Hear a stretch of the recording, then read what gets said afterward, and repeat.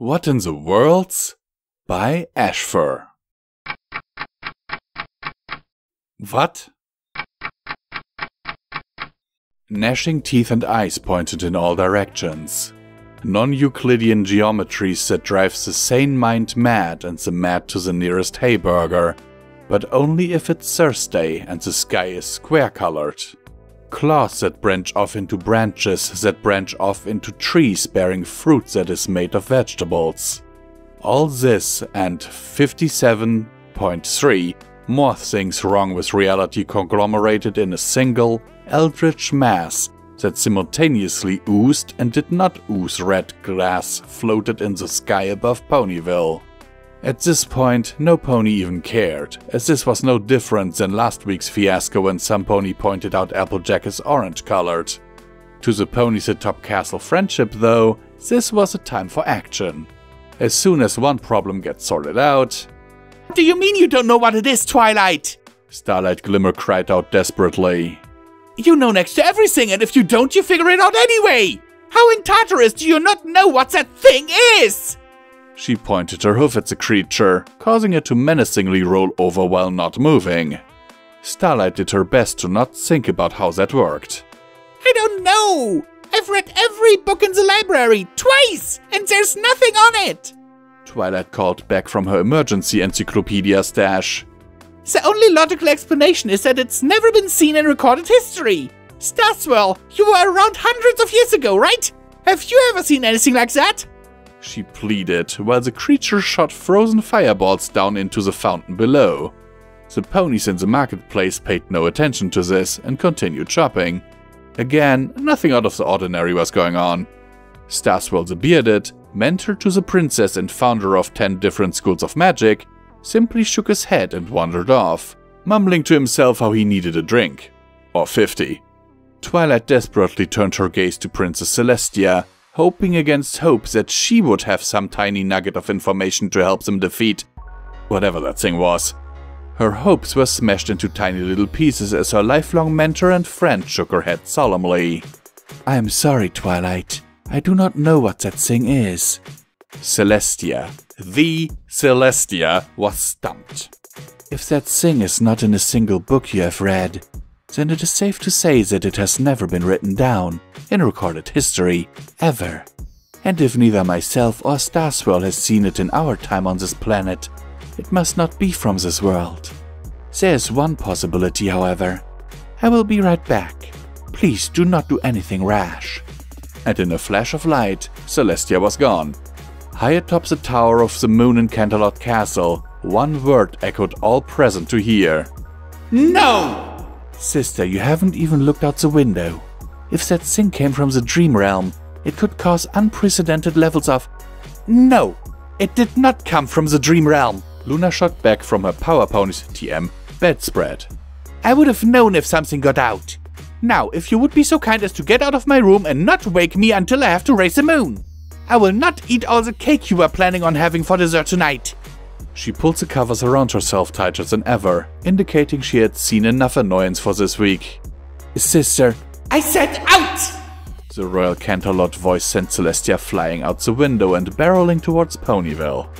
Luna simply magicked the window fixed and closed the shades before snuggling up to her daring do, TM, plushie and trying to fall back asleep. Back in the map room of Castle Friendship, Celestia unceremoniously crash-landed on the balcony and got to her hoofs, only to see that the entire town was on fire. Twilight Sparkle and Starlight Glimmer were looking very embarrassed. The giant Eldritch Thing was still floating above the town, somehow creating bubbles in the shape of triangular octagons. And the ponies in the town below were still milling about as if nothing was happening. Twilight? Starlight? Celestia deadpanned.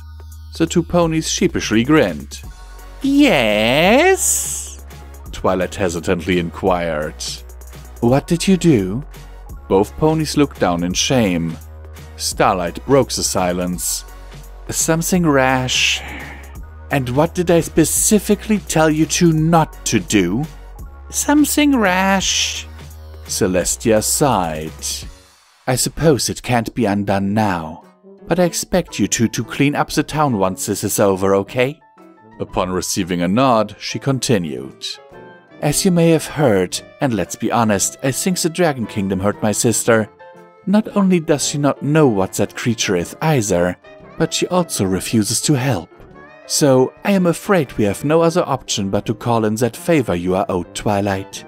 Twilight gasped. You can't be serious! You think that would help? If you didn't know what that thing outside is, how would he know? Starlight interrupted her mentor. Honestly, it may be our only hope right now. Any port in a storm. Fine. Twilight huffed in annoyance.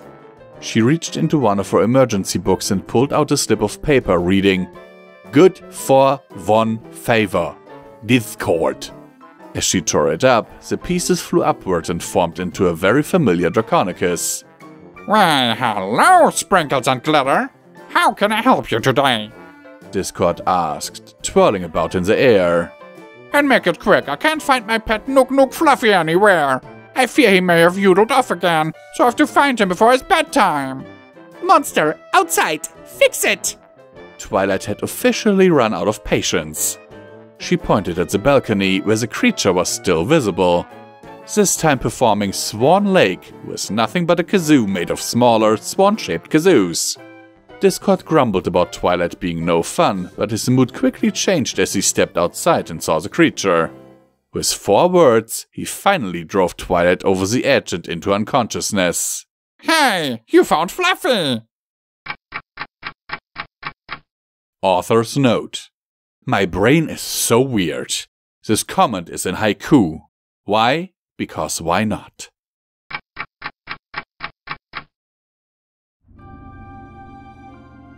We here at Pony&Wolf Productions thank these amazing patrons of ours for their monthly support, without which all of this would not be possible. We sincerely appreciate it, and every dollar helps, is needed, and will be used to keep us going to produce audiobooks for your continued enjoyment. It is, now more than ever, important that you support your favorite creators if possible, due to YouTube changing in a way that is not very friendly to content creators. Especially small content creators, like us. In recent months, the names you see on screen have enabled Midnight and Visual Pony to keep going and only having to sell off part of their belongings to not end up on the street. As an incentive for everyone, Visual Pony has broken a vow and has promised to read and record Fallout Equestria, Murky number 7, should the monthly support reach $1,500. To be clear, this is the absolute minimum amount needed to keep the apartment and all bills paid without starving, while a production of this size is ongoing. The estimated time for this production would be 3 to 4 years, but people already said that Project Horizons was impossible to do, right? And now look who did it, so with Pony&Wolf, you know we can finish the job. For further information on how to support us, please have a look at the description of this video, as there are also other ways, like our merch store. Sincerely and forever yours, your Pony&Wolf team.